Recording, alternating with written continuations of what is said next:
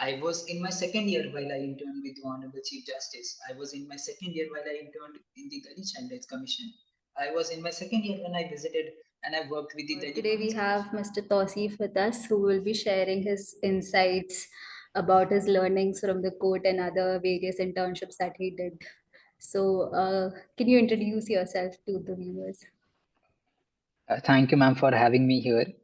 I am Mohammad Asif Alam, a third year law student from Lloyd School of Law. And if I talk about myself, that my core area of interest is criminal, constitutional, and technology law with the aspect of intellectual property right.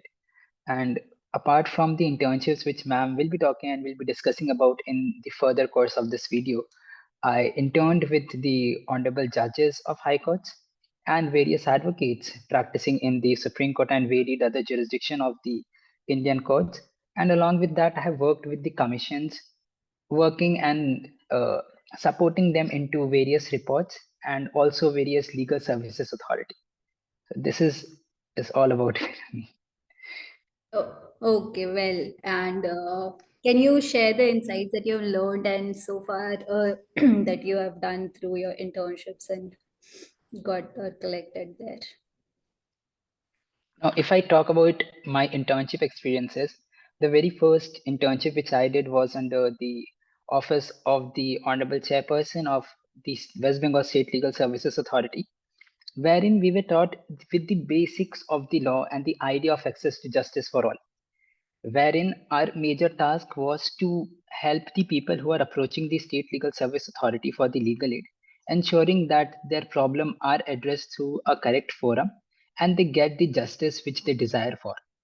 Apart from that, we were exposed to visiting the correctional homes and varied other authority which are under the jurisdiction of the State Legal Services Authority. And then after which I joined the esteemed office of Honorable Mr. Justice Bivas Patnaik, the judge of the Honorable Calcutta High Court. Therein, I learned about how to draft a judgment and what is the psyche of a judge while he is within the courtroom and at back at his chambers doing the work and discharging his official duties. And following which, I joined the office of the Delhi Child Rights Commission, wherein we learned about the varied crimes related to child and how a commission works and aid the ministries as well as the law enforcement authorities, how it acts as a quasi judicial body.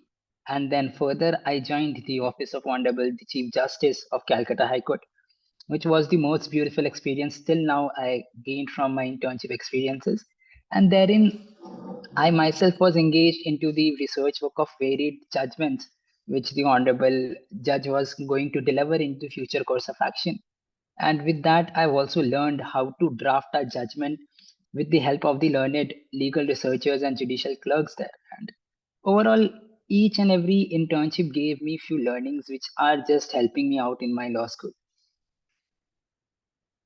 Very well. Just for the sake of viewers, can you give us some insights as to how do you manage to secure these internships?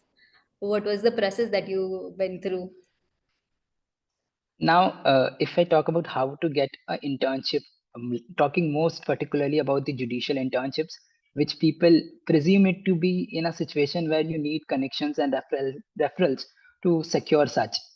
Now, it's not such case because even I belong from a very non-law background and I'm myself a very first generation law student from my family.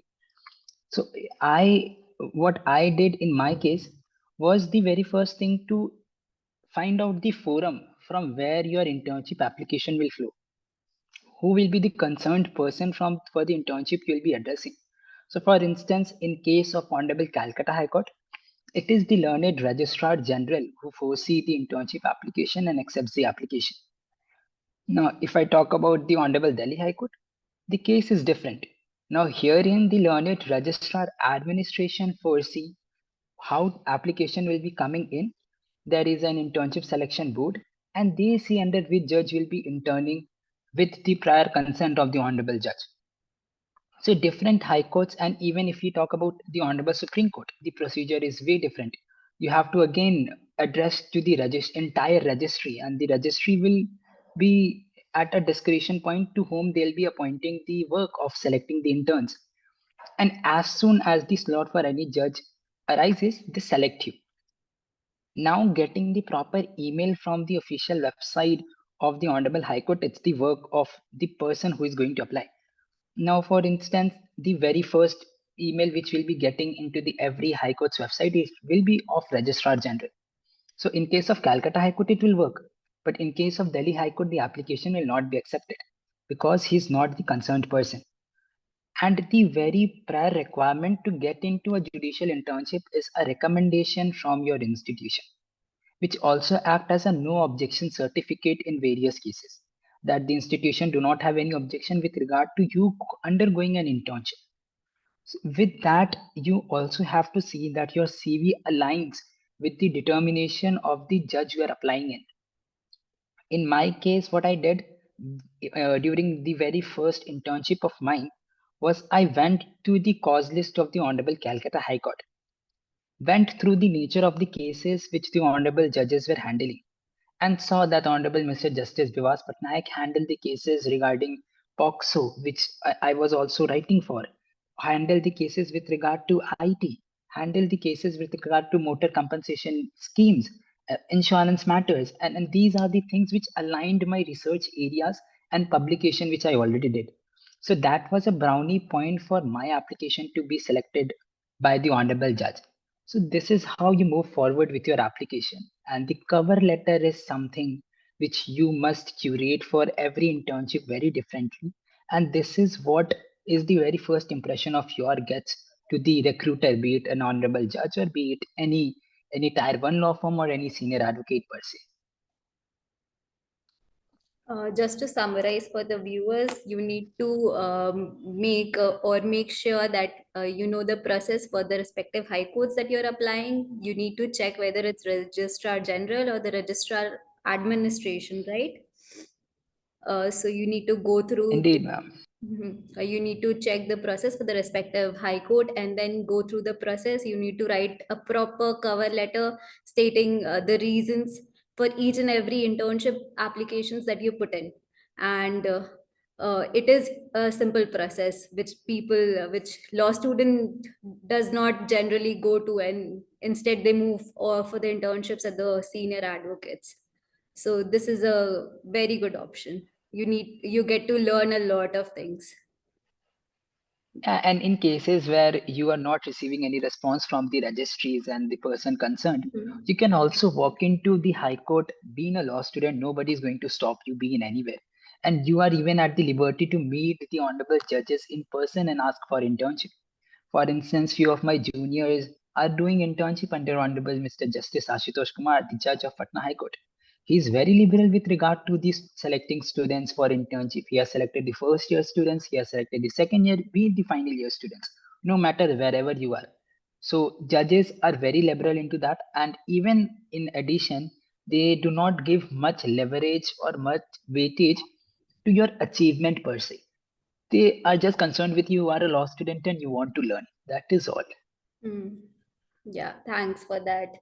Uh, when I was looking at your profile, I saw something called Junior Justice. Can you tell what that is and like what's the aim behind that? Sure, ma'am. So, like, junior justice is something which we started very recently, and we started it on the day of the Constitutional Law Day. The very idea came from my very first internship, where I was exposed to the idea of access to justice for all. We saw that there exist forums. There are different forums, like the State Legal Service Authority is there. Different commissions are there. Women's Commission works, the Child Rights Commission works, and then there are varied High Court Legal Services Authority. They too do exist. The offices of DMs are there. The offices of the police authorities do exist, but people do hesitate to approach there. And even if they want to approach, they are not sure that how they'll be approaching, what will be the forum again to approach the person. In cases we want to act and we are working to that we'll be acting as a bridge to make sure that the gap are being filled, that no person is deprived to get their rights, and if the rights is been violated, the remedies should fall into places. Presently, we are focusing upon legal education because this is what presently it is in our hand that we uh, encourage and we empower people through education. We make videos, we are planning to visit different educational institutions and different forums to promote and educate people and make people aware about their basic legal rights. Furthermore, in the past myself, I have worked in different areas. Like I, in my introduction, I've said that I've submitted reports to the commissions. While I was working with the Delhi Child Rights Commission, I have worked in the area of mandating the HIV test in cases of POXO victims. I've submitted the report to the honorable members of the Child Rights Commission, filed several RTIs through that, had a talk with the Directorate of the Health, Delhi government, and we made a channelization that this should be ensured. Even though we have a mandate by the ministry, even though we have the directions and guidelines and judgment by the Honorable Apex Court, but these are something which is not been fulfilled. So this is where our work as a law students come into picture, because we are reading these things, we are learning that here exists a gap, and these gaps must be addressed to the appropriate forum. If it is being addressed once, it should be addressed again with the lack holes and bugs itself. It is consisting presently. Furthermore, with regard to the menstrual hygiene, I've also worked into that area. With the RTIs I filed and the research work I did, I have written to various ministries, and uh, in a successful attempt in writing to the Ministry of Education, the Government of India, the Union Ministry has issued a direction to the UGC and AICTE to investigate upon the matters of menstrual hygiene and make a uniform guidelines. And on the same part, Ms. Jaya Thakur went to the Supreme Court with a PIL. And today, as a result of these efforts, we have a uniform draft for menstrual guidelines being made in India. And I'm very much sure and confident with that regard that within a couple of weeks, months, I'll take it leverage to take it into months, because it do take time. It will be implemented into all institutions, not only education, but every sector of the people or society who are menstruating, their menstrual rights and hygiene will be taken care. So to address these problems and to educate people and to ensure that the people legal aid should be addressed by the appropriate forum, taking them from their home to the appropriate forum as a bridge we are working, ma'am, and we aim to work. That's a lot for a third year student. I'm hearing all this. It feels great to be a part of the legal fraternity that our juniors are bringing in. And Glad, so, ma'am. what are your plans for the future after you complete your 5 years law school? Are you planning to go for So litigation or something else? Do you have in your mind to make a legal startup or something like that? I haven't thought of the legal startup, but as I have heard from you, I'll surely think about that. But till date, as soon as I have explored the different areas of law, be it the corporate sector as well, I've trained few mooting teams which worked on the areas of corporate law. But the constitutional, criminal, and the technology laws was always something which gained my attention. And presently, it's sometimes I do think, being a first generation lawyer, it may be very difficult for me to practice and litigate independently. But still, through this 3 years, I've learned that making connections and learnings is into your hands. How you keep yourself during this 5 years is enough. You do not have to spend more 5 years outside the law school to make connections and then start the work. So presently I'm working upon the same. Making connections is the key to the legal success which I've seen so far. So I think that litigation is something which I'll be doing till date, and we'll see if litigation do not work. Very unfortunately, if it's so, then I may appear for the higher judicial services. Great, great. You have a good plan ahead. I can see that. Do you Thank you, want, ma'am. do you want to add on anything, any other insights that you want to spread through your to our viewers? Yes, I was thinking like this. By the time of this video will be uploaded, there will be a very huge chunk of the law aspirants will be selecting the law school, and they'll be into the dilemma that what will happen and what to do. They are not able to get, unfortunately, or secure a seat into the National Law University. Now, while I appeared for CLAT and was not able to get a National Law University, I too was very low, and I too thought that if it's not National Law University, I'll not be able to do anything.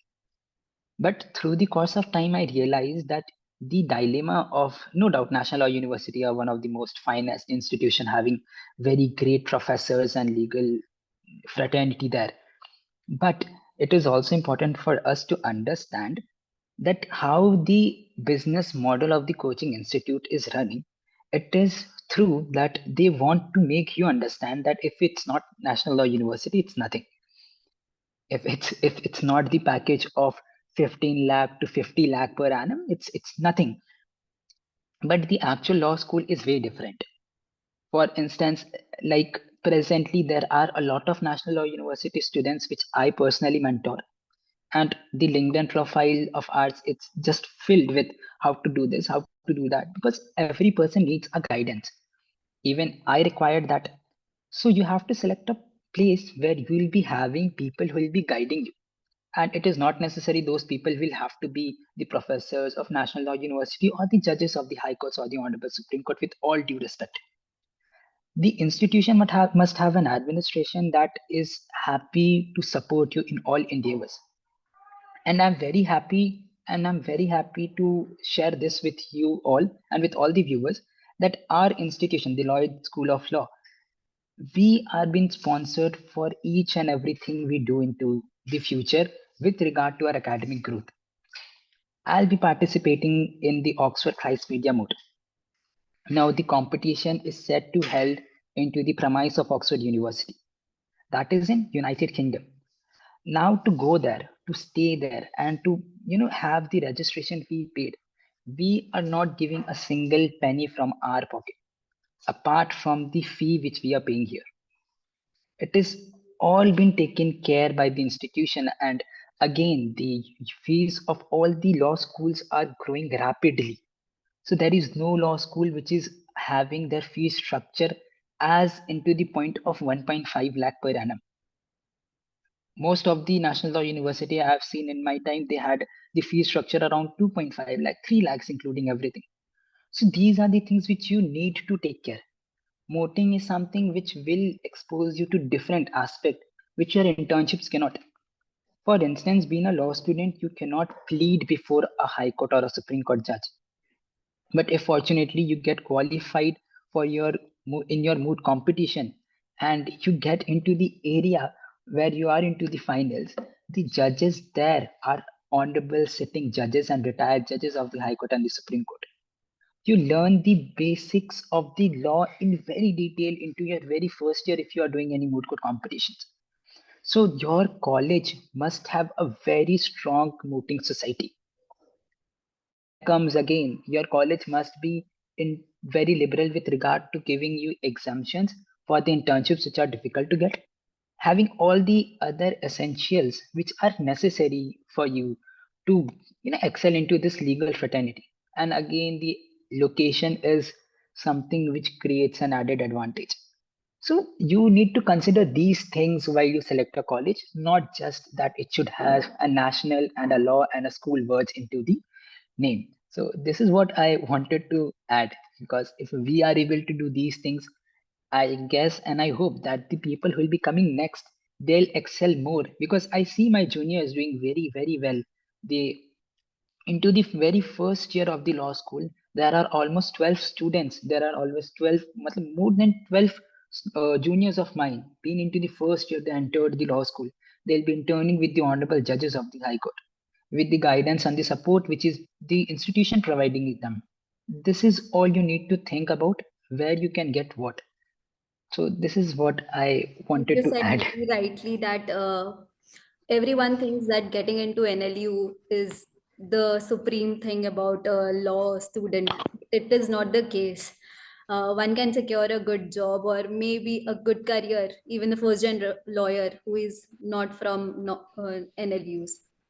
It's great to hear Indeed, all. because yes, ma'am. Because if it may be the case, people might perceive that I may be from a non-law, non-national law Hmm. university college, and I'm saying this, but it's not the case. While we go into the internship, while I've interned with honorable judges and commissions, we had co-interns from national law universities who were more senior than me. I was in my second year while I interned with the Honorable Chief Justice. I was in my second year while I interned in the Dalit Child Rights Commission. I was in my second year when I visited and I worked with the Delhi Women's Commission. My co-interns were all my seniors, and most of them were from National Law University. In case of even ministries, the Ministry of Law and Justice, they do not see which institution you are having, which institution you are coming from. They just see the recommendation of your institution, which is merely no objection certificate, and your CV and your cover letter, and how you are, presenting yourself before them. This is all they need. Just Because ultimately, yes, ma'am, yeah, please, continue, please. continue. Yeah, because ultimately they'll not be appointing you as their employee. They'll see that you are very eager to learn and you will be learning the skills there and will be applying it to the society back. This is all you have to see, even if you're applying for any internship first. Yeah. I was just summarizing your points for the viewers that one needs to get a good cover letter and a good recommendation from the college. That will suffice for all your work outside. Yes, ma'am. Yes, And one needs to indeed. utilize these 5 years. What I feel is what you said makes it completely agreeable that one needs to use these 5 years to make connections and increase their knowledge about all the fields of the law. As in, you don't get to experiment when once you're out of the law school. Then you have to stick with the Indeed, ma'am. plan and just go with it. You cannot spend another 5 years looking forward as to what sector you will be engaging in after graduating. Yeah, so Yes, ma'am. all this makes sense. Like if time permits, like I'm remembering an incident from my law school Yeah, yeah. that I still think it's very necessary.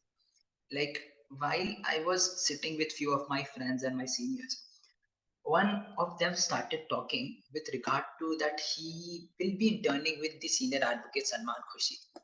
Now he is such name that who won't be agreeing that they want to intern with him. Even my father, who is not from the legal fraternity, he said that while you go into your law school and if you will be doing your internship, make sure that you intern with Salman Khushi. But that was the case. One of my seniors said me this, that he'll be securing an internship, and he said that he has some political reference to that. I was the one who was thinking that isn't there any way where you can get as having no referrals, no recommendation, nothing. I just Googled it, how to get an internship under Sir Salman Khushi. I got an email ID which is silverchambersarc@gmail.com. It at the very first instant it seemed that it might be any fake email ID or it might be email ID which will not work.